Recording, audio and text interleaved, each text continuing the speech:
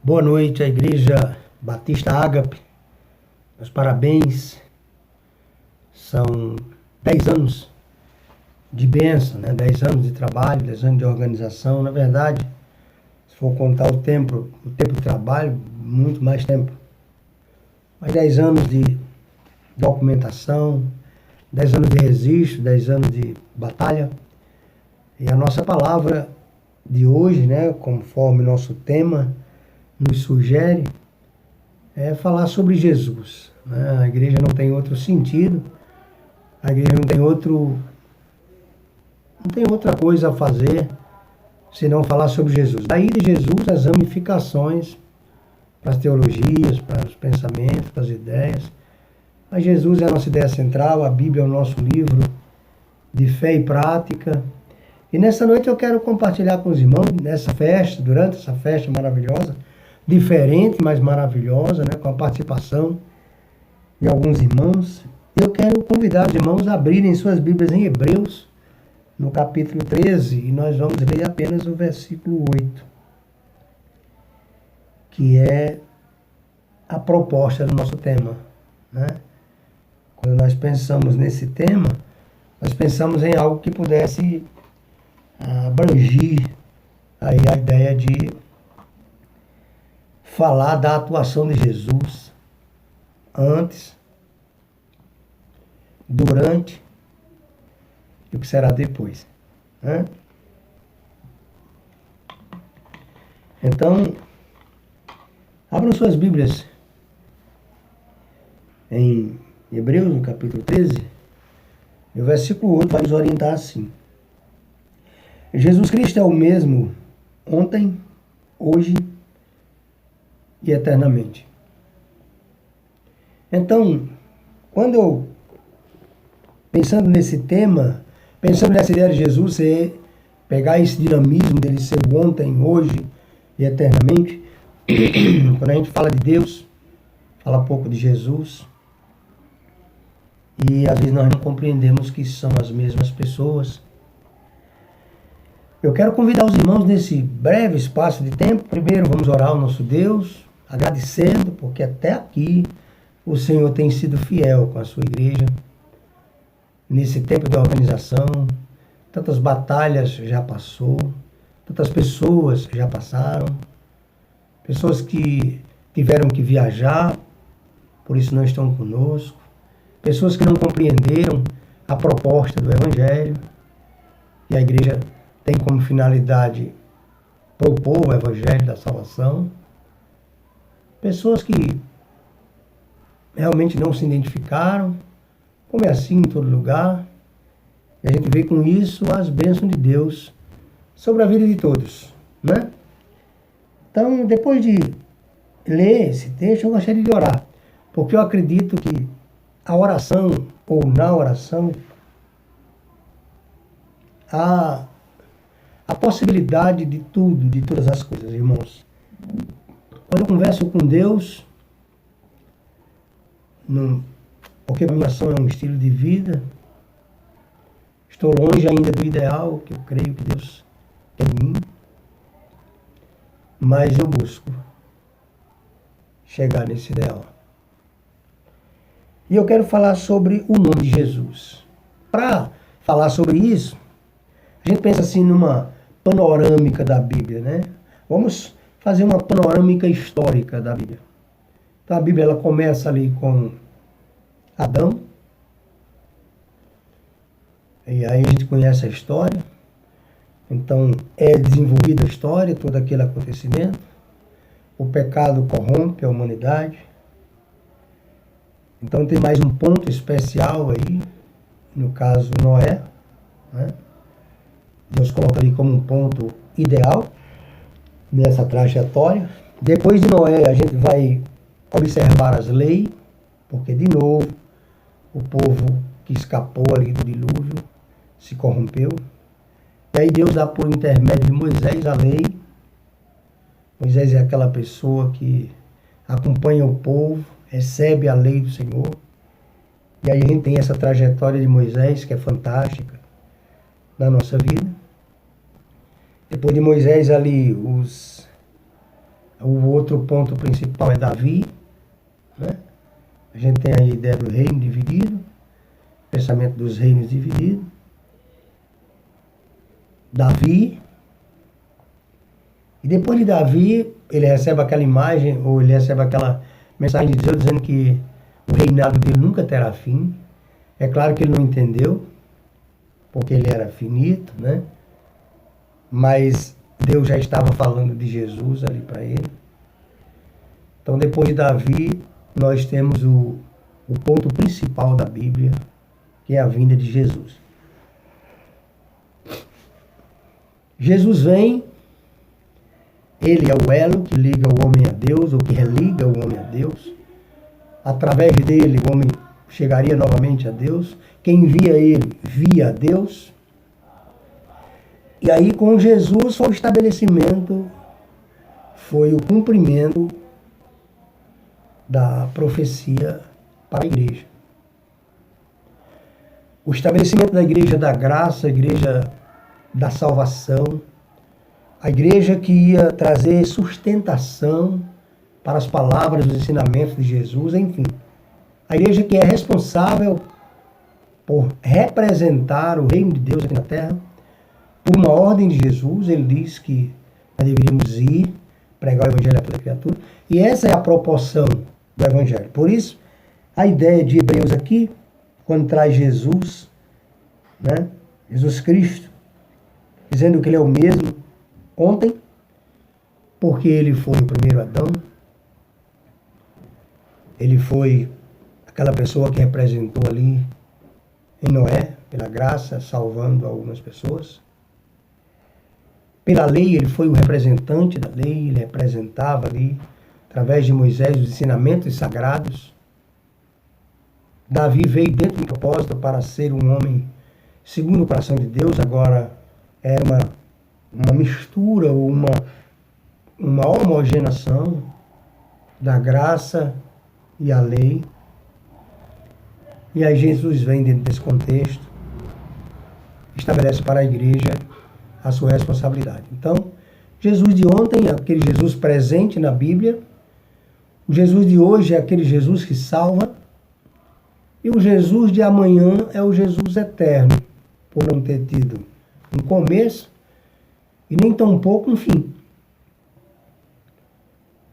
Exaltando esse nome de Jesus, eu gostaria de só praticamente ler para os irmãos o texto sagrado e aquilo que eu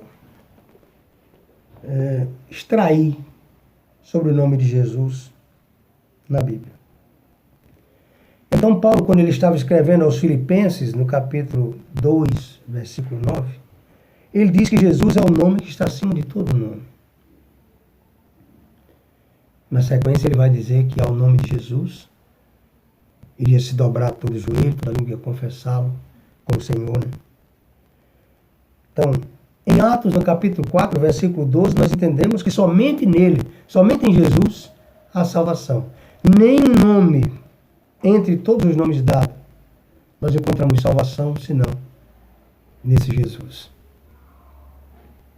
João 14, 14, nós entendemos que se pedimos em seu nome, seremos atendidos. Ou seja, até aquele momento, até aquele contexto, Jesus ainda era só o de ontem. Até aquele contexto, as pessoas não adoravam, não conheciam, não clamavam, não conversavam, não se apresentavam a Deus pelo nome de Jesus. Não se entendeu essa profecia. Mas em João, capítulo 14, versículo 14, ele vai dizer que se pedirmos alguma coisa em seu nome, será feito para que o Pai seja glorificado no Filho. Esse que é um nome maravilhoso. É um nome que a gente não para de pensar. Tanta coisa boa que esse nome representa. Em Lucas, capítulo 24, 47, em seu nome nós pregamos. Toda a nossa pregação, toda a nossa palavra, assim como também está em Atos 4, a partir do versículo 17 até o versículo 20. Fazemos isso em nome de Jesus, porque não é no nosso nome, não é no nosso poder, não é na nossa autoridade. Nós, como igreja, temos autoridade no nome de Jesus para fazer aquelas coisas que ele, porventura, aceitar para a sua igreja. Então a gente entende que em seu nome nós pregamos. Em 1 Coríntios 5, de 3 a 5, a gente entende que em seu nome disciplinamos os infiéis. Quando a igreja trabalha uma disciplina, um ensinamento, é para ensinar. Uma vez que o cidadão for crente em Jesus, ele vai compreender esses ensinamentos, vai baixar a cabeça, vai aceitar a disciplina. Eu fico triste quando eu vejo crentes dizendo, eu não aceito disciplina. Então você não está em Deus. É você que faz sua vida do seu jeito, do jeito que você quer. Eu não diria para você fazer a sua vida conforme Jesus manda. Eu não diria para você pagar o preço. Porque eu não tenho como pagar um preço. E aí seria algo que eu pudesse comprar. Eu não diria pagar o preço, mas eu diria ser privilegiado. Conseguir permanecer em Jesus é ser privilegiado na sua obra. É em seu nome que nós disciplinamos os infiéis. Como Paulo nos ensina ali. Na primeira carta aos Coríntios, capítulo 5, versículo 3 a 5. É com a Bíblia, na palavra de Deus. Em Atos 5, 41, nós entendemos que por causa desse nome sofremos perseguição. Como eu venho falando em diversas palavras que estão compartilhadas com os irmãos, a igreja é perseguida. E a igreja não é perseguida só quando alguém morre, manda matar e tal. Não, isso é violência. A igreja é perseguida quando nem ela acredita nela mesma. Quando ela está no mundo. Quando ela abraçou as coisas do mundo. Quando os nossos jovens estão com o coração no mundo. Quando as pessoas estão com o coração no dinheiro. Isso é perseguição. São problemas que nós não compreendemos, mas que a palavra de Deus nos dá a certeza desse convívio. E quando a gente vai observando na palavra de Deus, a gente vai aprendendo de maneira tranquila, que é assim que eu gosto de aprender, é justamente que nós sofremos perseguição por causa desse nome. Atos capítulo 5, versículo 41. Perseguição naquele momento, perseguição hoje no nosso dia a dia, perseguição dentro da própria igreja, um irmão contra o outro, ou quando a própria igreja não acredita no poder de Deus, na manifestação e transformação do poder de Deus. Por isso que esse Jesus, quando o pensamento é que ele foi ontem, é hoje e o será eternamente, é para a gente não, de nenhuma forma ou nenhum tipo de teologia, a gente tentar mudar isso, sabe? Teologia que está sendo pregada por aí, irmãos, teologia inclusiva, a teologia perigosa. Apaga o Jesus de ontem. Apaga o Jesus de ontem, traz um Jesus de hoje sem poder de agir. E, obviamente, se esse Jesus de hoje não existe, qual vai ser esse Jesus de amanhã? Ele está onde?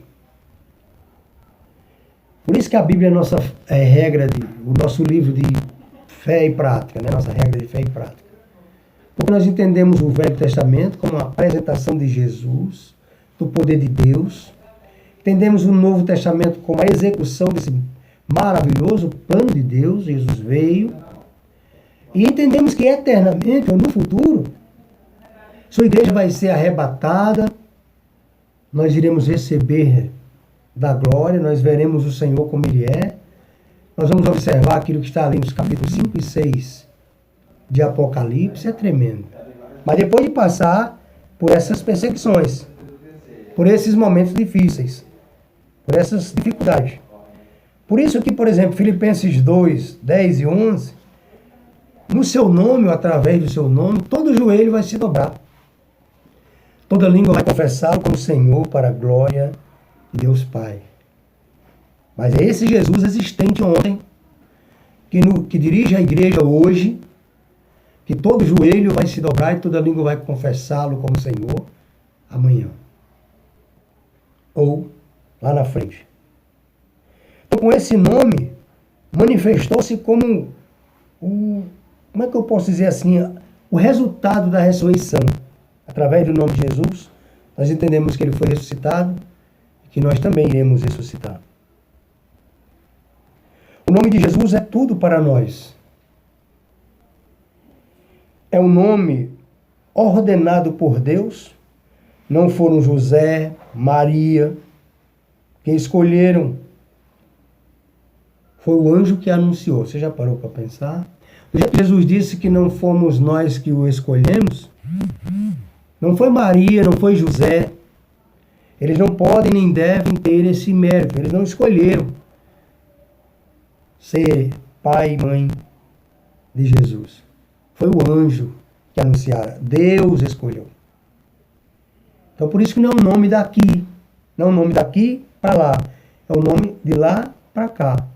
Quando o anjo chegou para conversar com Maria, ele disse: o seu nome será maravilhoso, príncipe da paz, Emanuel, que significa Deus conosco. Já veio tudo pronto.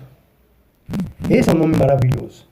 O significado desse nome, Jesus no grego, Josué, no hebraico Salvador, então nos traz um coração cheio de alegria. No grego, ele é Josué. No hebraico, ele é Salvador. Por isso, José foi avisado que seria a criança posteriormente, no Antigo Testamento, a visão, tudo aquilo que Jesus seria. 2 vezes Josué, o grande líder de Israel, depois Moisés, que conduziu o povo para a terra prometida, com tal o exemplo de Jesus, que conduz os crentes do mundo pecaminoso para a glória celestial. Na luta mais árdua de Israel, o sol parou. Isso está em Josué. Na luta mais dura, o sol parou. Isso está em Isaías, Josué, aliás, 10, 12 a 13. Você vai ver lá, pela oração de Josué, o sol para. Quando a gente vai fazendo uma menção desse nome, a gente vê também que quando Jesus ele assume como sumo sacerdote, que ele morre ali, o sol também se fecha, o sol também para. Então, a ideia de adorar Jesus, porque os precursores do Antigo Testamento morreram, ele vive para sempre. É o que diz o nosso texto. Hebreus 13, 8. Os precursores, esses outros que eu falei, morreram. Passou. Faz parte da história no passado. Ele é ontem, ou estava junto com aqueles, hoje, está junto com a sua igreja, e o será eternamente. Isso é, vive para sempre. É o que o nosso texto diz aí. Diferente dos outros, né? Então, o grande poder do nome de Jesus, através do anjo, foi anunciado. Ele salvará o seu povo. Então, ele será o salvador da humanidade. De que ele ia salvar o povo? Diferente de Josué, que tinha uma trajetória, Moisés, que tinha uma trajetória, Jesus agora ia salvar o povo da culpa do pecado. Queridos, muitas pessoas têm entrado em depressão, têm surtado, porque têm carregado o peso do pecado, o peso da culpa. Jesus de hoje é o mesmo Jesus de antes. Ele é capaz de tirar o peso do pecado. Ele diz: aprenda de mim que sou manso, humilde de coração. Me entregue o seu fardo, que é pesado. Receba o meu, que é leve, é suave. Aprenda de mim. Ele salva o povo do poder do pecado. Porque quando a gente fala em pecado, as pessoas dizem: não, faz porque quer. Não. O apóstolo Paulo, escrevendo lá em Romanos capítulo 7, 24 e 25, ele fala que há poder no pecado. O pecado é um senhor. O pecado é alguém que manda na vida das pessoas. E as pessoas, mesmo sem querer, obedecem. Ele é um senhor. Para que ele deixe de dominar a tua vida, para que ele deixe de controlar a tua vida, você precisa chamar Jesus para ser o seu senhor. Ele salva do juízo vindouro. João 3, 36 e 5, 24 vai falar que vai haver um julgamento.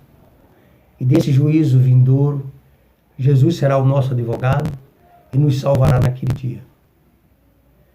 E nos dará uma vida eterna com Deus. É promessa da palavra de Deus.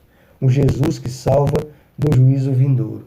Essa é a atuação do Espírito Santo, dita pelo próprio Jesus, quando disse, quando o Espírito Santo vier, ele vai convencer o mundo do pecado, da justiça e do juízo. Do pecado, porque não crê em mim. Da justiça, porque eles acreditarão que serão justificados pelo meu sangue. E do juízo, porque eles serão livres no dia final, no juízo final. Então, a ideia da palavra de Deus é que Jesus, quando voltar, vai nos dar uma coroa incorruptível. Nós seremos presenteados com aquilo que está em Apocalipse capítulo 5 e 6. São textos que eu leio todos os dias para alegrar o meu coração. Quando eu vejo Jesus ali, assumindo o seu senhorio, eu fico muito feliz. Por isso, concluindo a minha palavra nessa noite de aniversário, eu quero dizer para a Igreja Batista Ágape, todos os membros, sua liderança, que eu tenho uma palavra que define a Igreja Ágape: desafio. E para mim é uma palavra pequena, mas com um grande significado. Porque para mim a salvação foi por meio da morte de Jesus. Morte também é uma palavrinha pequena, mas não foi uma morte qualquer. Foi a morte de alguém sem pecado para nos salvar. Alguém que se fez pecado por nós. A Ágape na minha vida, desses 10 anos que os irmãos estão comemorando de organização, eu estou com 4 com os irmãos. Já é bastante tempo.